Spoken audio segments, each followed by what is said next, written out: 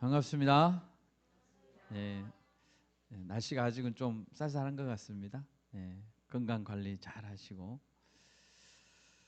예수님은 지난 시간에 제자들에게 기도할 때는 외식하는 자들처럼 기도하지 말라고 하시면서 은밀한 곳에서 은밀한 중에 보시는 아버지께 기도하라고 말씀하셨습니다. 그러면서 오늘 읽은 9절 말씀에서 그러므로 너희는 이렇게 기도하라 라고 말씀하십니다. 우리는 기도하라고 하면 때로는 무엇을 위해서 기도해야 될지 막상 막막할 때도 있습니다. 특히 공중기도, 대표기도는 스트레스가 되기도 합니다. 예수님께서 오늘 가르쳐 주시는 기도는 우리가 어떤 것을 기도의 내용에 담아야 할지를 가르쳐 주고 있습니다. 물론 8절 말씀에서 너희에게 있어야 할 것을 하나님 너희 아버지께서 아시느니라 라고 말씀하셨습니다. 여러분, 하나님이 다 아신다고 하시는데 왜 우리는 기도해야 됩니까? 하나님이 다 아시는데. 그것은 기도가 단순히 필요한 것을 공급받는 수단이 아니기 때문입니다. 기도는 우리가 하나님께 청구서를 들이미는 것이 아닙니다. 기도는 하나님과의 교통의 수단이고 사귐의 통로가 되기 때문입니다. 그러므로 기도 생활을 잘하면 많은 것을 하나님께 받아내고 얻어내는 것이 아니라 하나님에 대한 이해가 깊어지는 것이고 하나님을 더 닮아가는 것입니다. 오히려 하나님께 나의 삶을 더 드리게 되는 것입니다. 바른 기도는 내 뜻을 이루는 것이 아니라 아버지께서 내게 요구한 것을 순종하는 과정인 것입니다. 누가복음 11장에서 예수님께서 기도를 가르쳐 주시는 그 배경을 이렇게 설명하고 있습니다. 누가복음 11장 1절 말씀을 제가 읽겠습니다. 예수께서 한 곳에서 기도하시고 마치심에 제자 중 하나가 여짜오되 주여 요한이 자기 제자들에게 기도를 가르친 것과 같이 우리에게도 가르쳐 주옵소서. 이렇게 해서 예수님이 기도를 가르쳐 주셨다고 말하고 있습니다. 이 말씀에서 예수님께서 한 곳에서 기도했다라고 하는 것은 습관을 좇아서 한적한 곳에서 습관적으로 기도했던 것을 말씀합니다. 예수님이 일상의 일정한 부분으로 날마다 기도하신 모습을 보던 한 제자가 그 모습을 본받고 싶었던 모양입니다. 예수님은 늘 기도의 모범을 보이셨습니다. 좋은 모습은 우리가 닮아야 되지 않겠습니까? 주님, 어떻게 우리는 기도해야 됩니까? 무엇을 위해 기도해야 됩니까? 라고 제자가 물은 것입니다. 그 제자에게 우리가 감사해야 되겠죠? 그래서 예수님이 가르쳐 주셨으니까. 여러분, 우리는 아무렇게나 기도해서는 안 됩니다. 기도도 마땅히 기도해야 될 내용이 있고 순서가 있는 것입니다. 기도도 배워야 합니다. 오늘 말씀의 제목은 너희는 이렇게 기도하라입니다. 우리가 예수님의 기도를 배우고 마땅히 기도할 것을 기도로 하나님께 올려드릴 수 있도록 그렇게 되길 바랍니다. 아멘. 첫 번째는 우리의 기도에는 하나님의 이름, 하나님의 나라, 하나님의 뜻이 최우선순위가 되어야 한다는 것입니다. 하나님의 이름, 하나님의 나라, 하나님의 뜻이 최우선순위가 되어야 합니다. 우리는 먼저 기도에 우선순위가 있다는 것을 기억해야 됩니다. 어떤 사람이 기도하는 주제의 순서를 보면, 내용의 순서를 보면 무엇을 가장 중요하게 생각하는지 알 수 있죠. 9절과 10절을 보십시오. 먼저 우리의 기도는 하나님 아버지께 초점을 맞춰야 됩니다. 하늘에 계신 우리 아버지여, 이름이 거룩히 여김을 받으시오며 나라가 임하시오며 뜻이 하늘에서 이루어진 것 같이 땅에서도 이루어지이다. 여러분, 우리의 기도는 분명한 대상이 있습니다. 대상이 없이 중얼거리는 것이 아닙니다. 기도는 기도의 대상을 부르는 것이 첫 번째가 되어야 됩니다. 하늘에 계신 우리 아버지여. 우리는 살아계시는 하나님 아버지께 나아가 기도하는 것입니다. 여러분, 원래 우리는 하나님을 아버지로 부를 수 없는 자들이었습니다. 오직 예수님만 그렇게 부를 수 있었죠. 그런데 우리가 하나님을 아버지, 아빠라고 부를 수 있는 이유는 순전히 십자가에 달리신 예수님 때문이고, 예수님 때문에 하나님께서 우리를 양자로 삼으셨기 때문입니다. 아버지로 부를 수 있다는 것 자체가 큰 은혜입니다. 네, 아멘. 하나님 아버지를 부른 다음에 우리는 첫 번째로 무엇을 구해야 됩니까? 아버지의 이름, 그리고 나라, 그리고 뜻이 간구함이 첫 번째 관심사가 되어야 됩니다. 먼저 아버지의 이름이 거룩히 여김을 받으시옵소서라고 했는데, 아버지의 이름이 거룩히 여김을 받는다라는 것은 무엇일까요? 하나님은 원래부터 거룩하신 하나님이십니다. 죄가 없으신 분이시고 타락한 세상과 구별되는 분이십니다. 악한 것은 조금도 찾아볼 수 없는 분이십니다. 하나님은 자신의 이름이 거룩하게 여김받는 것을 기뻐하십니다. 그렇다면 우리를 통하여, 그리고 세상 만물을 통하여 하나님의 이름이 거룩하다라고 높임을 받으시길 원하시는데, 거룩하지 않는 우리는 거룩하지 않잖아요.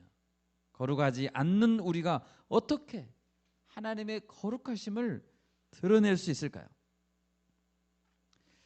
예수님께서는 이런 기도를 드리신 적이 있습니다. 요한복음 17장 19절입니다. 또 그들을 위하여 내가 나를 거룩하게 하오니 이는 그들도 진리로 거룩함을 얻게 하려 함이니이다. 예수님의 기도입니다. 예수님은 우리를 위하여 자신을 거룩하게 하신다고 말씀하셨습니다. 누구를 위하여요? 우리를 위하여. 우리는 예수님을 통해서만 그러므로 거룩해질 수 있습니다. 죄인된 인간들은 자신을 거룩하게 하신 예수님을 믿음으로 거룩해지는 것이고, 예수님의 진리의 말씀을 따라 살 때 거룩함을 얻게 된다고 말씀하십니다. 또 예수님은 요한복음 17장 17절에서 이렇게 말씀하셨습니다. 그들을 진리로 거룩하게 하옵소서. 아버지의 말씀은 진리니이다 라고 했습니다. 우리는 어떻게 거룩해질 수 있습니까? 진리로, 아버지의 말씀으로. 진리로 변화된 우리를 인하여 세상은 아버지의 이름을 거룩하게 여길 수 있게 되는 것입니다. 또 아버지의 나라를 위해서 구하라고 했습니다.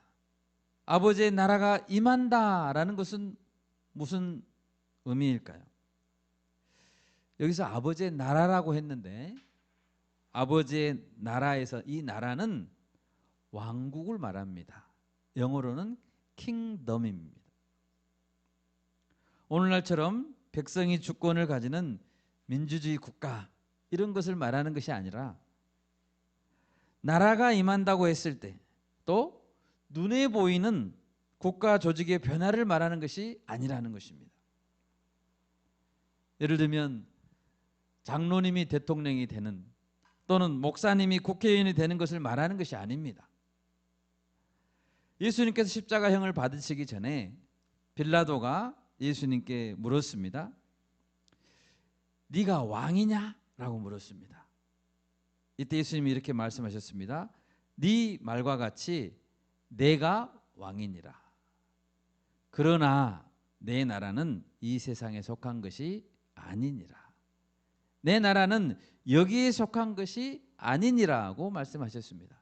예수님은 이 땅에 로마 제국을 뒤엎고 예수님이 황제가 되려고 오신 분이 아니십니다. 그러면 하나님의 나라는 어떻게 임하는 것일까요? 누가복음 17장 20절 찾아보겠습니다. 다 같이 누가복음 17장 20절 21절 같이 한번 찾아보겠습니다.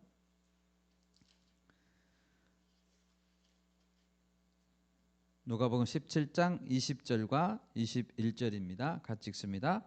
바리새인들이 하나님의 나라가 어느 때에 임하나이까 묻거늘 예수께서 대답하여 이르시되 하나님의 나라는 볼 수 있게 임하는 것이 아니요 또 여기 있다 저기 있다고도 못하리니 하나님의 나라는 너희 안에 있느니라.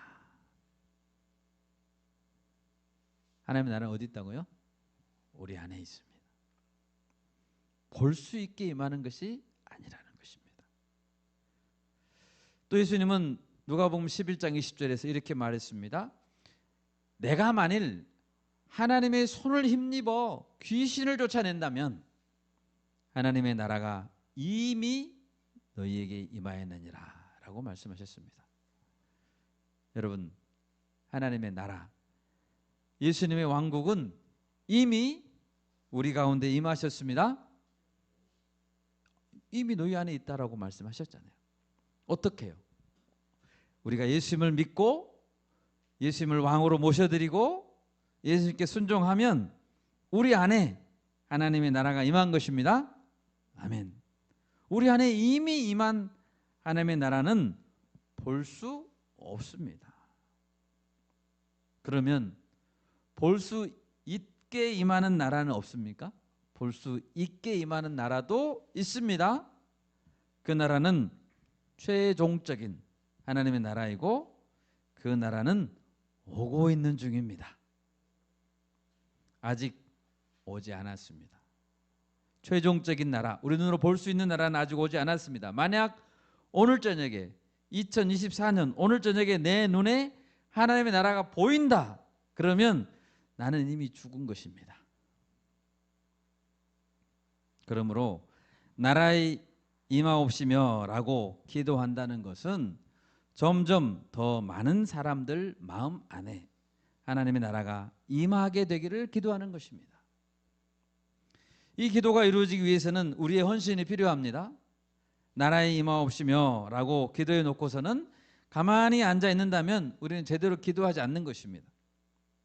우리는 우리의 가정 안에, 우리가 사는 지역 안에, 대학 캠퍼스에 하나님의 나라가 임하도록, 그래서 예수님이 왕이 되셔서 예수님의 뜻에 복종하도록 복음을 전해야 되는 것입니다.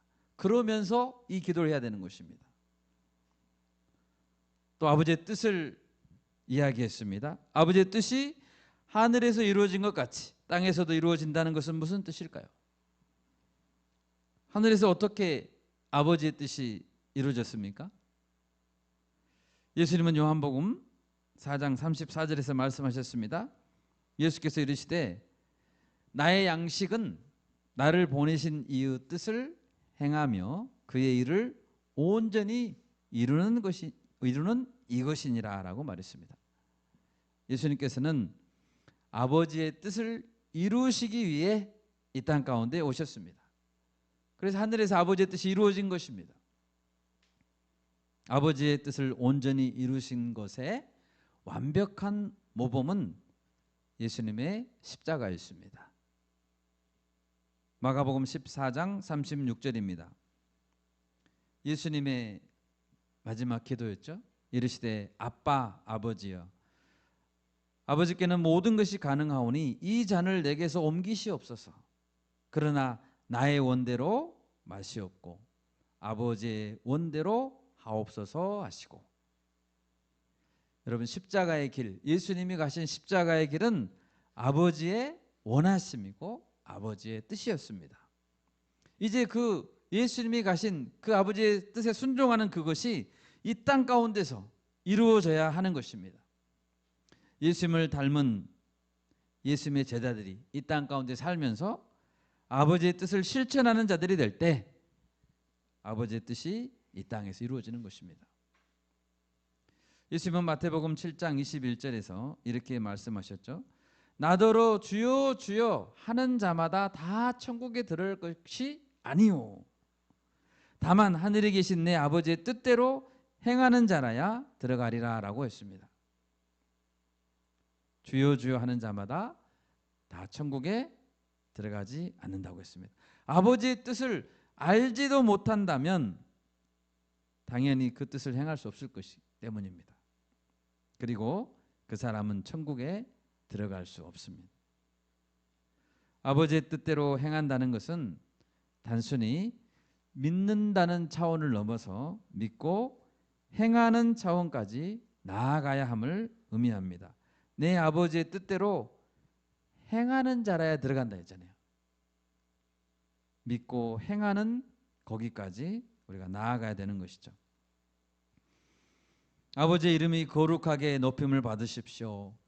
아버지의 나라가 임하시옵소서라고 기도하는 것. 외식하는 자들이 주여 주여 하는 것처럼 이것도 말로만 되지 않습니다. 실제로 우리가 거룩하게 살아야 하고 또 왕 되신 예수님께 복종해야 하는 것입니다.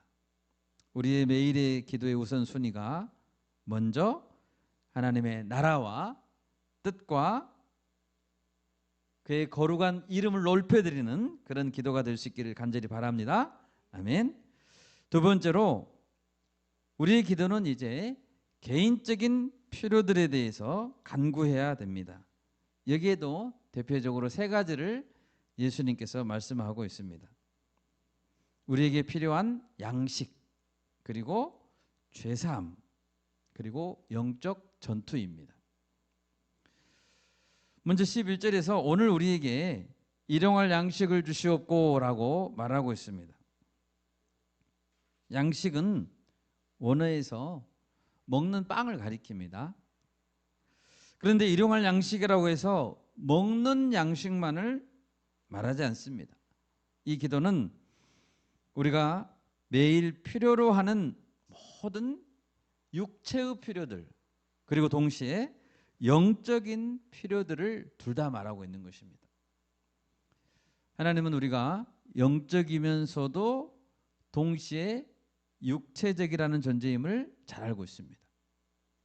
우리는 밥도 먹어야 됩니다. 옷도 입고 거주할 공간도 필요한 자들입니다. 동시에 우리는 영적인 존재이기 때문에 매일 하나님의 입에서 나오는 모든 말씀으로 살아야 되는 것입니다. 이것을 하나님은 아시고 충분하게 공급해 주십니다. 그리고 매일의 일상적인 것을 위해서도 우리가 기도하기를 원하시는 것입니다. 그런데 여기서 중요한 단어는 일용할이라는 단어입니다. 일용할이라는 단어는 매일매일 필요한이라는 뜻이죠.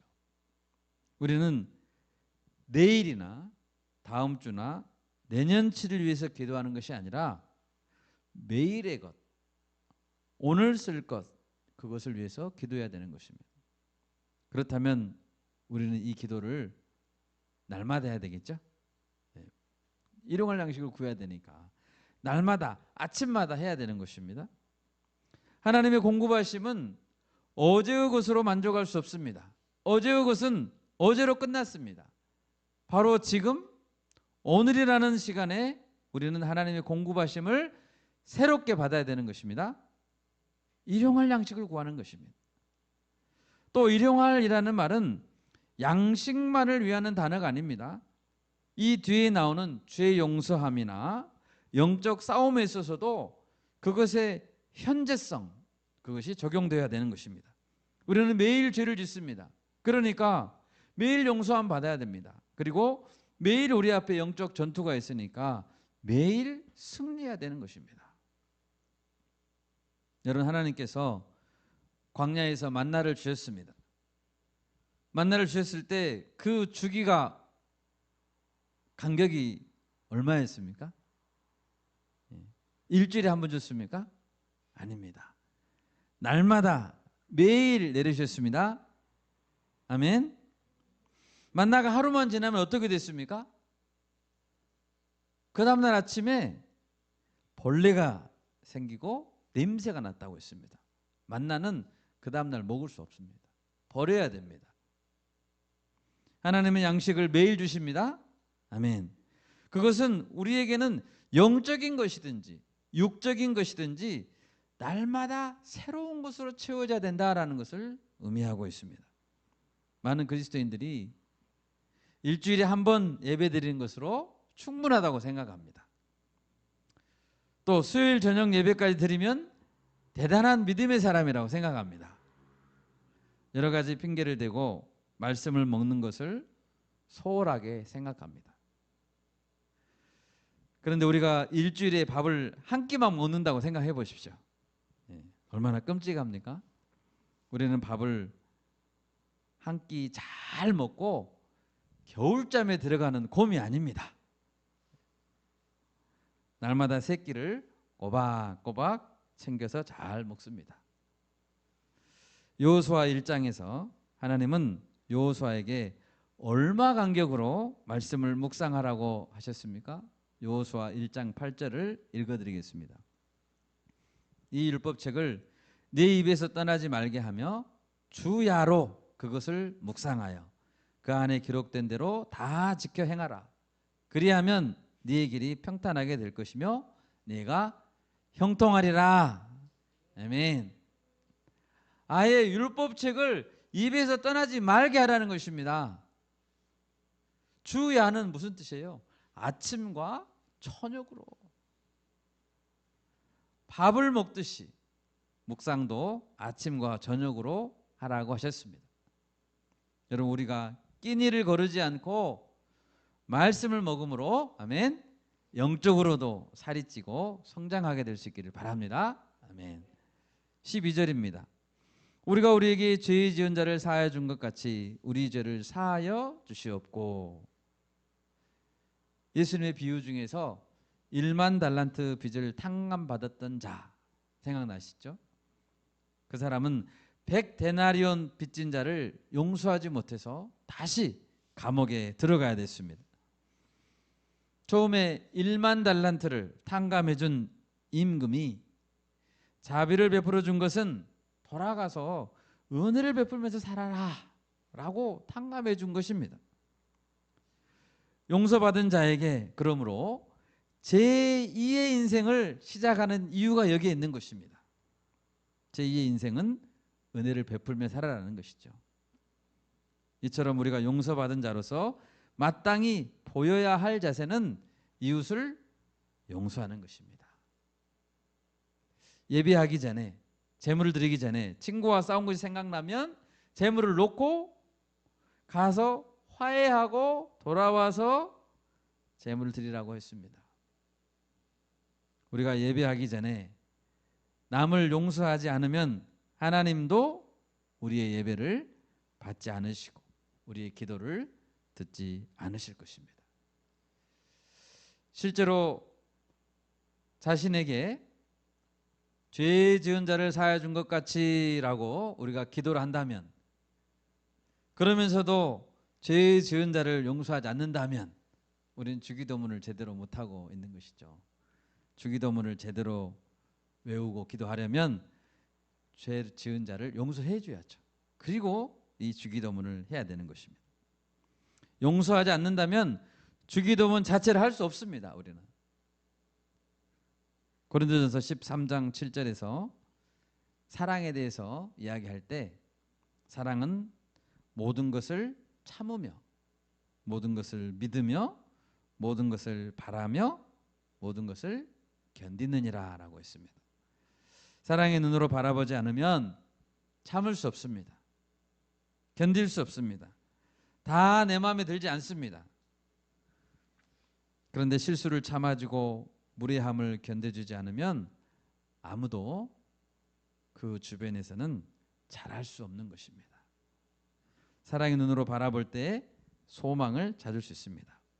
우리 바울 공동체 안에서 용서와 인내가 넘치기를 바랍니다. 13절을 보십시오. 우리를 시험에 들게 하지 마시옵고 다만 악에서 구하시옵소서라고 했습니다. 예수님께서 겟세마네 동산에서 기도하실 때 제자들은 옆에서 훌훌 잤습니다.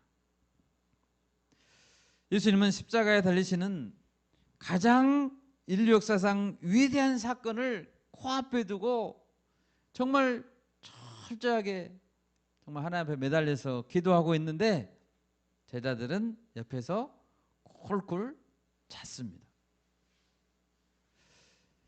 예수님은 자고 있는 베드로에게 말씀하셨습니다. 시몬아, 자느냐? 네가 1시간도 깨어 있을 수 없더냐? 그리고 제자들에게 말씀하셨습니다. 마가복음 14장 38절입니다. 시험에 들지 않게 깨어 있어 기도하라고 했습니다. 마음에는 원이로되 육신이 약하도다 하시고 또 기도라고 하셨습니다. 한참 기도하고 와서 그들을 보니 또 자고 있습니다. 제자들은 자다가 예수님께 무슨 말을 해야 될지 몰랐다라고 했습니다. 세 번째 왔을 때 또 잠자고 있었습니다. 그때는 예수님이 이렇게 말했습니다. 아직도 자고 있느냐? 아직도 쉬고 있느냐? 그만하면 됐다. 이렇게 했습니다. 여러분 나중에 제자들이 이 겟세마네 장면을 회고하면서 복음서를 썼겠죠. 그때 마음이 얼마나 예수님께 미안했을까요? 예수님은 십자가 앞에서 이렇게 기도했는데 우리는 자고 있었다. 물론 예수님께서 두들겨 패서 기도하지 않으면 두들겨 패서 기도하게 하지 않았던 것이 감사하기도 했지만 그래도 아직도 자고 있느냐? 아직도 쉬고 있느냐? 이 말씀은 제자들에게 아픔과 아쉬움으로 남았을 것입니다. 그때 기도할까? 예수님 얼마나 마음이 아팠을까? 예수님이 자고 쉬라 한 것은 얼마나 마음이 아픈 상태에서 말씀하신 것이었을까? 여러분 예수님께서 몇 번이가 와서 잠자지 말고 깨어 기도해라 라고 했을 때 기도하지 않던 베드로가 어떤 시험에 들게 됐습니까? 세 번이나 예수님을 모른다고 부인하고 말았습니다. 아주 큰 시험에 든 것이죠. 우리는 시험에 넘어지고 나서 이 구절을 자주 인용합니다. 어떤 구절입니까? 마음에는 원이로되 육신이 약하도다. 이 말씀은 시험에 드는 것을 합리화시키라는 말씀이 아닙니다. 육신이 약하기 때문에 미리미리 경각심을 갖고 더 깨어서 기도하라는 말씀이죠. 여러분 악의 도전, 사탄의 도전은 끊임없이 있어 왔습니다. 창세기 창조 직후에 아담과 하와에게부터 도전이 있어 왔습니다. 지금도 있어 옵니다. 복음이 가는 곳마다 거짓 교사들과 미혹하는 것들은 예외 없이 도전을 멈추지 않습니다. 신약 성경의 모든 책들을 보십시오. 모든 교회 공동체는 영적으로 싸웠습니다. 특히 사도 바울은 이 싸움의 최전선에서 처절하게 싸웠습니다. 목숨 걸고 싸웠습니다. 여러분 이 싸움은 오늘날에도 내 주변에서 여전히 일어나고 있습니다. 어쩌면 가장 치열한 영적 전투가 우리 앞에 남아 있습니다. 우리나라 20대 인구의 2% 내지는 3%가 신천지인이라고 합니다. 그러면 30명에서 50명 중 1명이 신천지라는 것이죠. 20대. 이 중에 대학생들만 놓고 보자면 더 많을 수도 있습니다. 여러분 우리는 한국교회는 한가롭게 노닥거리고 있을 때가 아닙니다. 놀러 다니고 장난칠 때가 아닙니다. 어른 세대 그리고 지금 기독 청년 세대는 무엇을 해야 됩니까? 주기도문처럼 주여 악에서 구해주소서라고 기도해야 됩니다. 시험에 들지 말게 해주십시오라고 정말 기도해야 됩니다. 우리 세대가 악에 빠지지 않도록 우리 영혼을 붙잡아 주십시오라고 기도해야 되는 것입니다. 대한민국에는 이제 이단들뿐만 아니라 교묘하게 왜곡된 교리들, 본질을 잃어버린 예배들, 진리가 없는 부흥처럼 보이는 것들, 그것들이 청년들을 미혹하고 있습니다. 지금 우리는 이런 말을 많이 듣습니다. 그리고 앞으로도 더 들을 것입니다. 진리가 뭐가 중요하냐? 그것은 단지 교리일 뿐이야. 성경 말씀 안에서 진리를 탐구하는 것은 뭐가 그렇게 중요하냐? 성경 공부하지 마라. 진리냐 비진리냐를 따지는 것은 화합을 망치고 교회를 망친다. 이런 이야기를 여러분 앞으로 더 듣게 될 것입니다. 그러나 성경은 교회가 진리의 기둥과 터라고 말하고 있습니다. 진리 위에 서지 않는다면 기둥과 터가 무너진 교회가 될 것입니다. 여러분, 기둥과 터가 무너지면 뭐가 남아요? 그것은 이미 교회가 아닌 것이죠. 사도 바울은 제자 디모데에게 부탁했습니다. 디모데전서 6장 20절 21절입니다. 디모데야, 망령되고 헛된 말과 거짓된 지식의 반론을 피하므로 네게 부탁한 것을 지켜라. 이것을 따르는 사람들이 있어 믿음에서 벗어났느니라. 벗어난 사람들이 많았다. 이렇게 말하고 있습니다.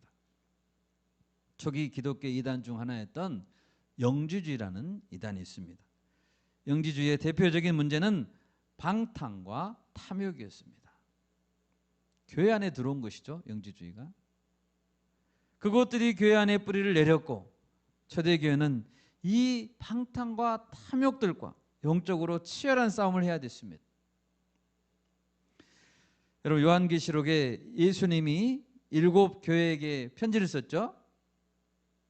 이 7 교회들 중에 단 2곳만 칭찬받았습니다. 7개 중에 몇 개요? 2개만. 예수님과 함께 사역했던 사도 요한이 살아있을 때입니다. 예수님과 함께 사역했던 요한이 살아있을 때의 교회를 말하고 있습니다. 예수님이 부활 승천하신 지 얼마나 지났다고. 7 교회들 중에서 2곳만 문제가 없고 나머지는 다 무너져 내리고 있다는 것입니다. 그때부터 무너져 내렸습니다, 교회가. 지금은요.